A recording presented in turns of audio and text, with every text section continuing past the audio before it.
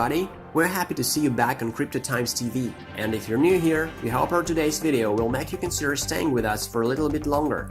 A single Syscoin transaction caused FUD on Binance. Yesterday, June 5th, the world's largest exchange paused trading because its security system detected suspicious activity with Syscoin tokens. Someone placed an order to buy one Syscoin for 96 Bitcoin, and it was filled almost immediately. Yesterday's high of the coin was at about 46 cents, so it's safe to say that this was the most expensive Syscoin ever traded. Chances are it was just a glitch in the system, much like what we saw in March with Coin. So trading on Binance is now resumed. Both Binance and the Syscoin blockchain developers promptly responded to the event and then found that the exchange and the chain were absolutely safe. Although it wasn't a hack, Binance announced it's planning to create a secure asset fund for users to protect its clients from any coin losses due to a cyber attack.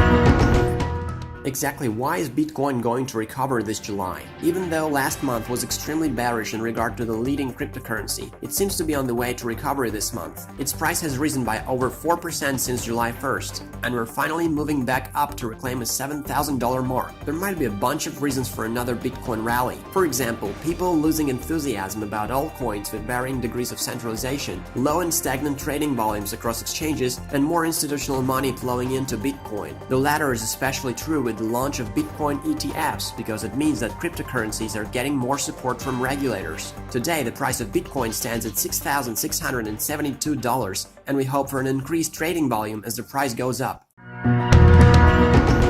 Ripple is trying hard to make its tokens an actual currency. I guess your memory of Paul Krugman trolling Ripple on Twitter is still fresh, because in all honesty, he made a valid point. I know many of our viewers are crypto traders trying to make profit from price fluctuations. However, just a minority of dedicated enthusiasts use crypto for everyday payments, and even less so with any of the many altcoins available today. That is why Ripple's developers are incentivizing all sorts of financial institutions, businesses, and individuals to use their tokens to pay for stuff. Ripple executives have participated in charities, funded startups based on their tokens, and even gone as far as to hire Snoop Dogg to host their after-parties. Those steps have brought Ripple a certain amount of popularity, sure, but is it enough to make you believe the tokens will have some long-term value?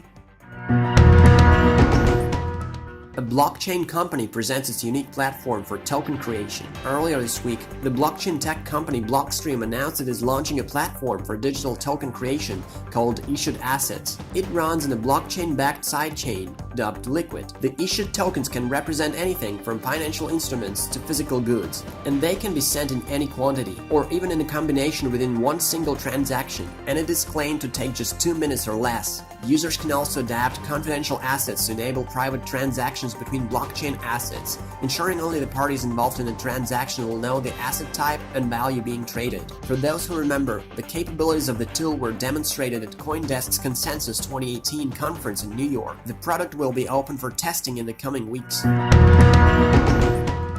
new way to invest in Xiaomi stock. A Cyprus-based company called Blackmoon started issuing digital tokens pegged to the price of shares of the Chinese tech giant Xiaomi. The inventive team of investors hails from Russia, by the way, so obviously these tokens are not official Xiaomi digital assets, but the collected money is going to be used to buy in Xiaomi stock. You can purchase the newly created tokens in exchange for Bitcoin, Ethereum, or Litecoin. And although you won't have the underlying equity, your tokens allow you to speculate on the stock price, since they can be considered derivatives. We know that the Chinese smartphone maker is currently scheduled to go public on the main board of the Hong Kong Stock Exchange on July 9th. The plan is to raise $4.7 billion, and buying in the upcoming IPO is rather a long-term investment. That's all we have to report today. Tell us what you think of the news we've selected, and come see us again tomorrow. Goodbye.